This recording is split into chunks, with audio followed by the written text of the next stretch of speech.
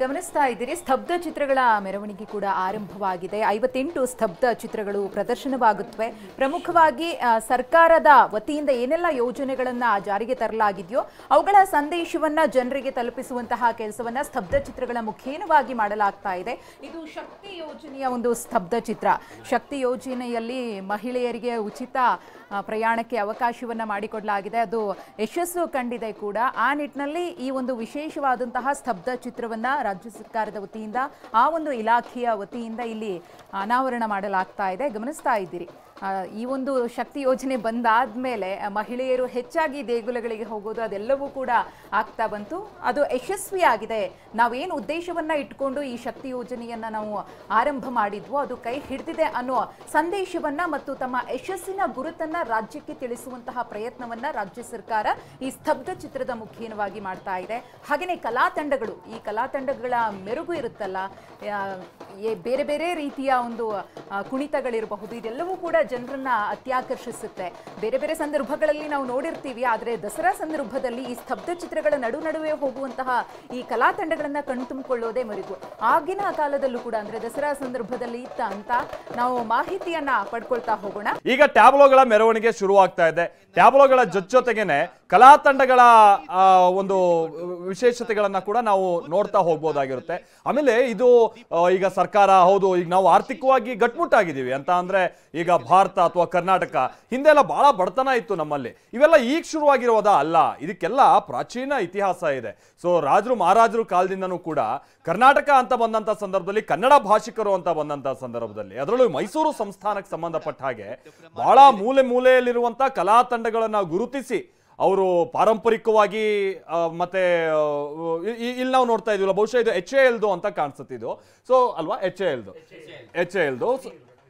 ಆಮೇಲೆ ವಿಶೇಷ ನೋಡಿ, ಈಗ ಈ ಸರ್ಕಾರ ತನ್ನ ಯೋಜನೆಗಳು, ಕೇಂದ್ರ ಸರ್ಕಾರ ತನ್ನ ಯೋಜನೆಗಳು ಅಂತೆಲ್ಲ ಇವತ್ತು ಟ್ಯಾಬ್ಲೋಗಳನ್ನು ಮಾಡಿರ್ಬೋದು. ಬಟ್ HALಗೂ ಕೂಡ ಮೈಸೂರು ಸಂಸ್ಥಾನದ ಕೊಡುಗೆ ಇದೆ, ಮಹಾರಾಜರ ಕೊಡುಗೆ HALಗೂ ಕೂಡ ಇದೆ ಅಲ್ವಾ? ಅವರೇ ಸ್ಥಾಪನೆ ಮಾಡಿಸಿದ್ದು, ಅವರ ಕಾಲದಲ್ಲೇ ಸ್ಥಾಪನೆ ಆಗಿದ್ದ ಅಲ್ವಾ?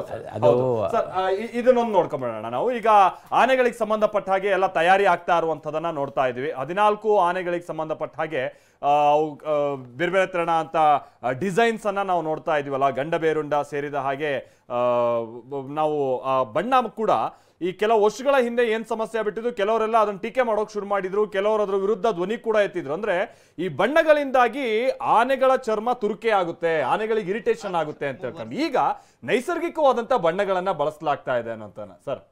ಹೌದು, ನಮಸ್ಕಾರ.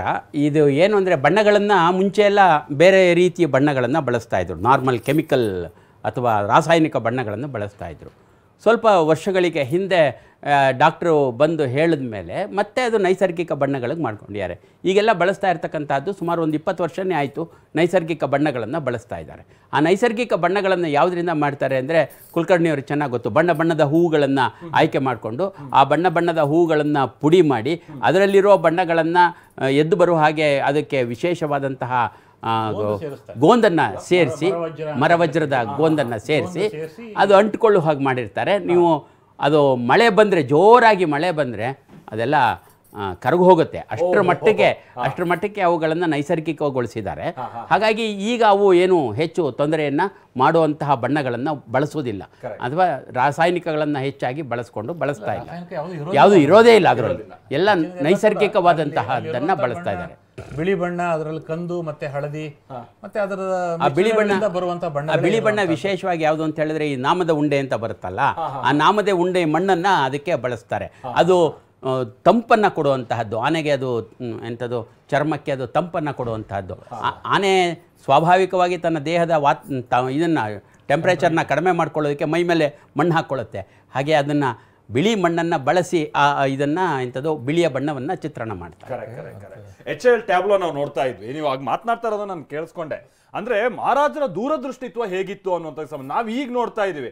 ಈಗ ಬಹಳಷ್ಟು ಡಿಫೆನ್ಸಿಗೆ ಸಂಬಂಧಪಟ್ಟ ಹಾಗೆ ಎಲ್ಲ ಹೌದು, HALಗೆ ಬಹಳಷ್ಟು ಟೆಂಡರ್ ಕೊಡೋದು, ಯುದ್ಧ ವಿಮಾನಗಳು, ಆಮೇಲೆ ಇಂಜಿನ್ಗಳೆಲ್ಲ ನಾವು ಮೇಕ್ ಇನ್ ಇಂಡಿಯಾ ರೂಪದಲ್ಲಿ ಇಲ್ಲೇ ತಯಾರು ಮಾಡಬೇಕು ಅನ್ನುವಂಥದ್ದು ಎಲ್ಲವೂ ಕೂಡ ಆಗಿದೆ. ಆದರೆ ಮಹಾರಾಜರ ಆಗಿನ ಕಲ್ಪನೆನೇ ಹೇಗಿತ್ತು ಅಂತ ಹೇಳ್ಕೊಂಡು, ಸಾಮಾನ್ಯವಾಗಿ 1900 ಕಾಲಘಟ್ಟ, 1900ರಿಂದ ನಂತರ 1900 ಆದಮೇಲೆ ಮೈಸೂರಿನ ಅಮೂಲಾಗ್ರವಾದಂಥ ಬೆಳವಣಿಗೆಯನ್ನು ನೋಡಿದ್ರೆ ಅವರು ಶಿಕ್ಷಣದ ಜೊತೆಗೆ ಇಂಡಸ್ಟ್ರಿಯಲ್ ಡೆವಲಪ್ಮೆಂಟು, ಸೈಂಟಿಫಿಕ್ ಡೆವಲಪ್ಮೆಂಟ್ಗೆ ಹೆಚ್ಚಿನ ಒತ್ತು ಕೊಡ್ತಾರೆ.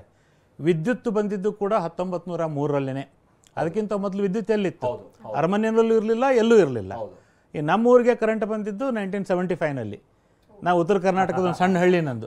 75ವರೆಗೂ ಇರಲಿಲ್ಲ. ಲಾಂಧ್ರದಲ್ಲಿ ಓದಿದ್ದೀನಿ ನಾನು. ಲಾಂಧ್ರ ಇಟ್ಕೊಂಡು ಓದ್ತಾ ಇದ್ವಿ ಚಿಕ್ಕ ಮಕ್ಕಳಿದ್ದಾಗ. ಅಂದರೆ ವಿದ್ಯುತ್ ಬೇಕು, ನಮಗೆ ಒಂದು ಪ್ರೋಗ್ರೆಸ್ ಆಗಬೇಕು ಅಂದಾಗ ನಾವು ಮಾಡರ್ನೈಸ್ ಆಗಲೇಬೇಕು.